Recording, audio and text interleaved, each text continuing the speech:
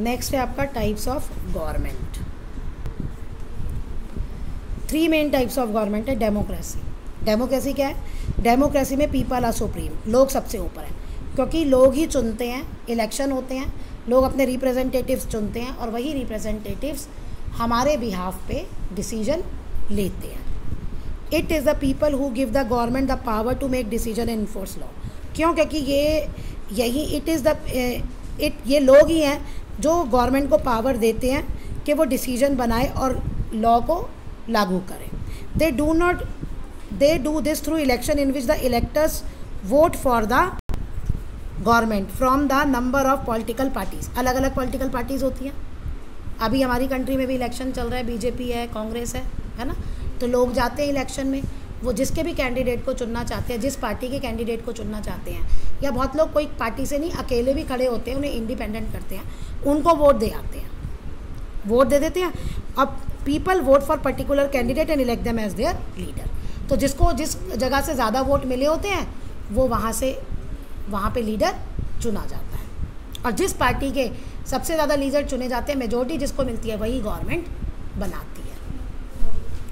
These elected persons from the government. तो यही elected लोग क्या करते हैं? गवर्नमेंट बनाते हैं। इन this system government is directly responsible towards the people. Government कोई भी काम कर रही है वो किसके लिए रिस्पॉन्सिबल है? लोगों के लिए। गवर्नमेंट को लोगों को ध्यान में रख कर ही काम करना पड़ता है। क्यों?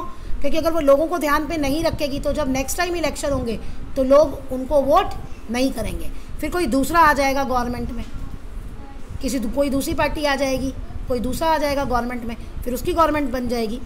It has to explain his action and defend his action to the people. वो जो काम कर रही है वो क्यों कर रही है, या उसने कोई काम ऐसा किया क्यों किया। हम कहते हैं ना कभी कभी गवर्नमेंट ने ये काम गलत किया तो वो बताएगी नहीं ये गलत नहीं है, मैंने ऐसा इसलिए किया, तो वो बताना पड़ता है। कंट्री में ज़्यादातर कंट्रीज़ में क्या है? डेमोक्रेटिक गवर्नमेंट है। इंडिया और अमेरिका में डेमोक्रेटिक गवर्नमेंट है। डिफरेंस क्या है कि इंडिया में जो मेन डिसीजन है ना वो पीएम लेता है, पीएम हेड होता है, और अमेरिका में प्रेसिडेंट हेड होता है। प्रेसिडेंट वहाँ पे लोगों द्वारा चुना जाता है, और इंडिया में पीएम। मोनार्की में क्या होता है? राजा सुने थे ना, राजा, ये राजा है, आगे उसका बेटा फिर से राजा बनता है, यानी वो राजा कंट्री के सारे डिसीजन लेता है, कंट्री को गवर्न करता है, वो मोनार्की है। मोनार्की में head of the royal family is the head of the nation. जो रॉयल फैमिली होगी, जो राजाओं की फैमिली है, वही जो है नेशन का हेड है। मोनार्क, किंग और क्वीन जो है वो बाद में क्या होगा, चाहे उसका बेटा या बेटी या ज़्यादा क्लोजेस्ट, भाई अपने बायोलॉजिकल बेटे को, बेटी को, या जो उसके क्लोजेस्ट है उसको आगे राजा बनाते हैं। लोग इसमें नहीं चुनते, ठीक है। हेरिडिटरी सक्सेशन है, मतलब आगे बच्चा जो है बड़ा, सबसे बड़ा वही राजा बनेगा, फिर उसके आगे उसके बच्चे बनेंगे, ऐसे। In this system monarch take decision and runs the government with the help of small group of ministers and adviser. उसके नीचे कुछ मिनिस्टर्स होते हैं और एडवाइजर्स होते हैं, मंत्री होते हैं ना, राजा की सुना है ना मंत्रियाँ कहानी, तो वही होते हैं जो उसको डिसीजन लेने में मदद करते हैं राजा को। किंग और queen do not have to explain their action और defend their decision to anybody. वो जो भी काम कर रहे हैं उनको लोगों को बताने की ज़रूरत नहीं है, वो बस बोल देते हैं कि ऐसा करना है। टैक्स बढ़ाना है, उन्होंने बढ़ा दिया, भाई लोगों को इतना टैक्स देना है, पहले इतना था अब हमने बढ़ा दिया।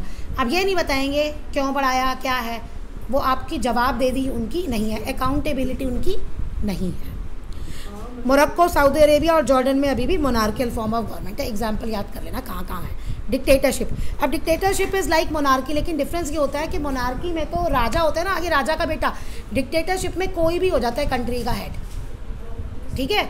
जैसे वो मिलिट्री का कोई बन गया हेड, वो गवर्नमेंट को, चुनी हुई गवर्नमेंट को गिरा देता है, नेताओं को हटा देता है और खुद कहता है मैं कंट्री का हेड हूँ, वो डिसीजन लेता है।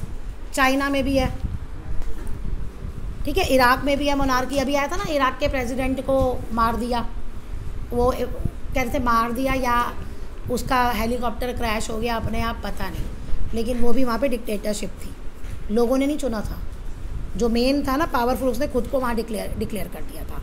इन a dictatorship people have no right और power to rest in the hand of one man. क्या कहते हैं? हैव, लोगों के पास कोई राइट नहीं होते, सारी पावर जो होती है वो किसके हाथ में होती है? एक आदमी के हाथ में।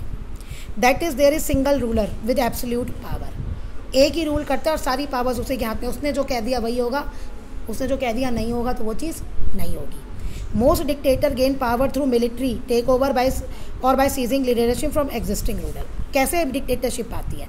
या तो मिलिट्री टेक ओवर कर देती है, तो मिलिट्री का हेड होता है ना, वो चुनी हुई गवर्नमेंट को गिरा देता है, नेताओं को समझ लो भगा देता है, मार देता है और कहता है मैं कंट्री का हेड हूँ, ठीक है, या वो लीडरशिप को हटा देते हैं।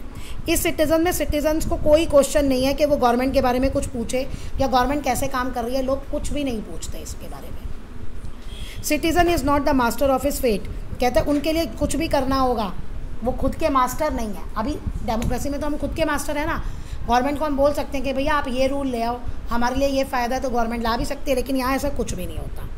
हमेशा डिक्टेटर की मर्जी दया पे ज़िंदा रहते हैं, मतलब उसने जो अच्छा कर दिया ठीक है।